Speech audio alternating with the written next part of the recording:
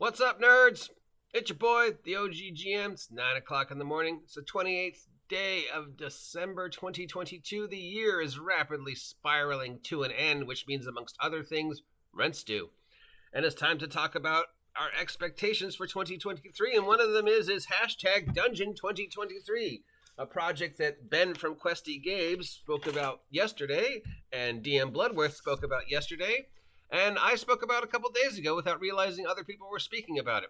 So what is Dungeon 23? Basically, it's the idea of a worldwide mega dungeon project brought to us by the guy who wrote the Mothership.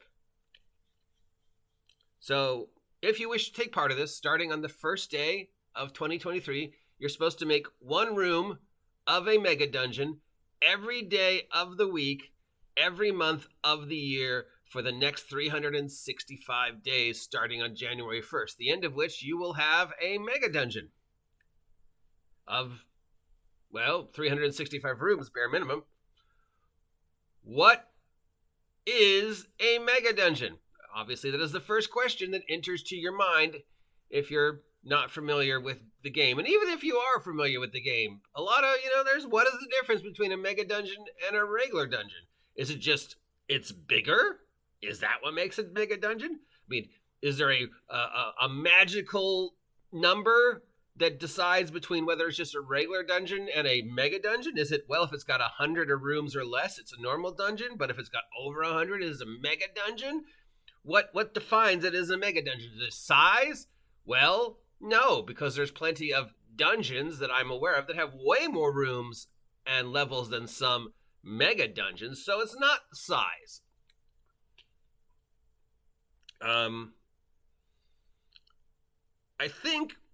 There's a lot of things, but I think the one thing that makes a mega dungeon different than a normal dungeon is the replayability and the changeability. A normal dungeon is static. Other than wandering monsters, there's really nothing in a normal dungeon that's up to chance. And technically, 90% of the time, once your group of players goes through the normal dungeon, they're probably not going to go back.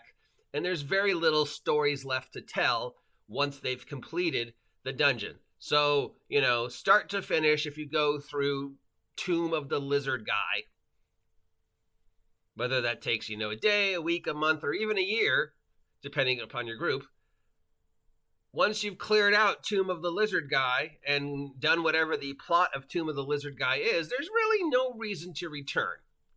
Okay?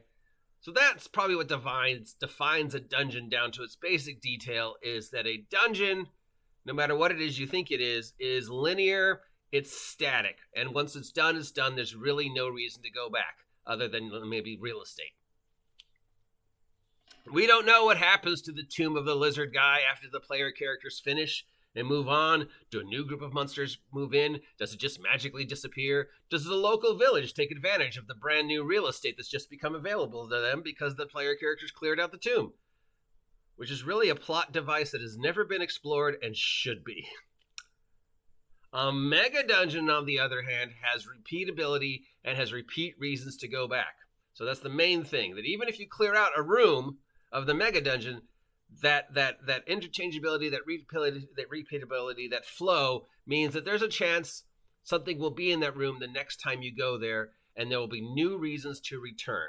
So the mega dungeon constantly gives you new reasons to go back, not just because it's big and the goal, I want to explore the whole thing, not just because there's a big bad guy in the center, because unlike a static dungeon, the mega dungeon has lots of stories to tell, and always there are room for new stories to give you reasons to go back. So the mega dungeon is fluid, or normal dungeon is static. It's not size, because there's plenty of printed dungeons that are way bigger than some mega dungeons. Tomb of Annihilation altogether is a couple hundred rooms, maybe more. But you can, you run it once and then that's it. The story's done unless you run it for a completely different group. But Borrow Maze has an infinite amount of stories you can tell, infinite interchangeability. So the use of empty space, the use of refilling empty space, the use of stories that the monsters tell when they when the player characters clear out a room and the monsters come into the room. So there's that infinite repeatability. That, I think, is one of the main definitions of a mega dungeon, is there's more than one reason to come back, and there's constantly new reasons to come back, and the stories are constantly generating. You have to convince the players to go back, because looking at a mega dungeon is a daunting task. Who wants to spend 6 years going room by room by room of this 2,365 room dungeon if there's no reason to go back? What is inspiring me to go back? What does inspire me to go through the same 6 rooms every time to get to the section I haven't gone to yet? Why? So the mega dungeon is open to that constant repeatability, that constant giving you new reasons to go back, an infinite amount of stories that you can tell using this tool. I think that's what defines a mega dungeon. There's other things that define it too, like mega dungeons tend to have weirder things in them and more gonzo things in them. And there's more room for you as a DM to experiment and just throw things in that don't have any reason to be there. You know, in Tomb of the Lizard Guy, kind of you've defined the theme. Everything we're going to encounter in Tomb of the Lizard Guy is either Lizard Guy related or Tomb related. So running into something that's completely unrelated to that is unlikely. Of course, it's fantasy role-playing, so there's always that chance you're going to run into something ridiculous for no reason whatsoever. Why is there a piano? I don't know, there just is. Mega dungeons, on the other hand, because of the space, because of the story, because of you're not stuck to a fluid idea, a stagnant idea, you can throw in weird shit for no reason whatsoever. Got a weird, great, amazing idea for an encounter, got a weird, great, amazing idea for an artifact, or just something that's visually iconic, like a piano. Throw it in. Why is it there? There's no rhyme or reason why it's there. It's mega dungeons, and mega dungeons are infamous for that gonzo element, for just having ridiculously random things.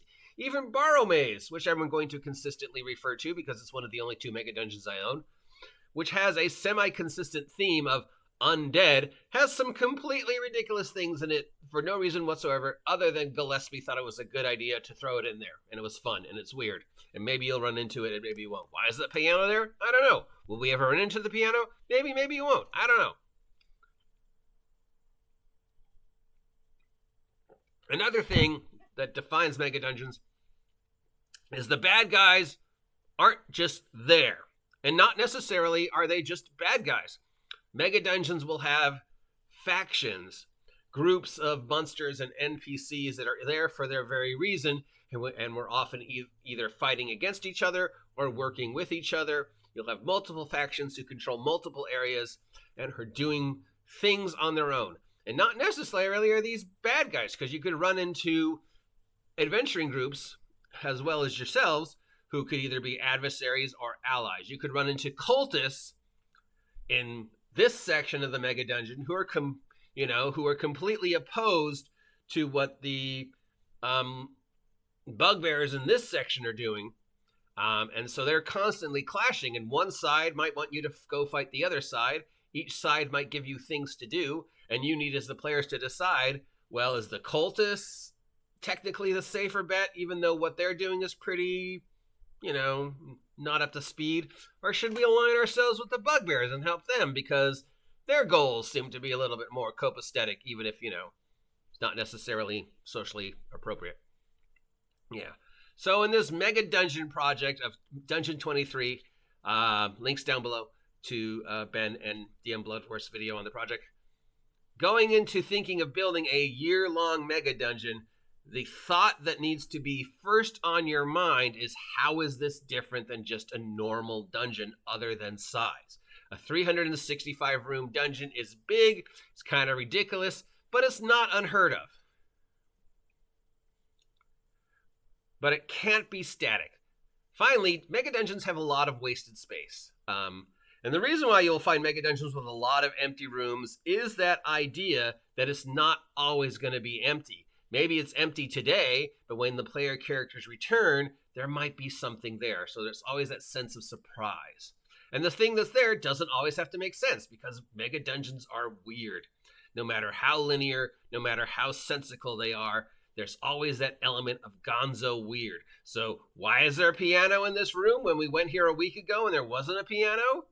I don't know. The dungeon just sort of decided there was a piano in this room, and maybe it leads to a whole new series of adventures. So, starting January 1st, we're going to do this because it sounds fun. Are we going to do it every day? I'm sure those days I'll forget, but we're going to try. So we're designing a 365-room dungeon through the year of 2023. We got to go into thinking, what's the story of our dungeon? What makes this 365-room monstrosity different to give players a reason to keep returning? That is the one big thing that hangs over every mega dungeon. Why do I need to go back? This thing is huge. What's in it for me? I don't want to go through 365 rooms. There's got to be a reason to make me want to go through those 365 rooms, other than it's cool and I might get cool stuff. Because I can go through this 5-room dungeon over here and get some cool stuff. Or I could just go shopping in town and get some cool stuff. So yes, think about it. In your mind, what is a mega dungeon? What do you want to see in a mega dungeon? What do you do as a DM to convince players to keep returning to a mega dungeon? I'm the OG GM. Links down below. Join me for this bizarre, fun, intriguing, frustrating adventure that we're going to be doing in 2023 with Dungeon 2023. Thank you, Ben. Thank you, DM Bloodworth. Thank you, guy who wrote Mothership. It's so weird because remember last Saturday I was saying, you know what we should do in 2023 is a mega dungeon. And then this guy came out on Monday and he said, Dungeon 23. And I'm like, wow, collective unconscious is amazing. See ya.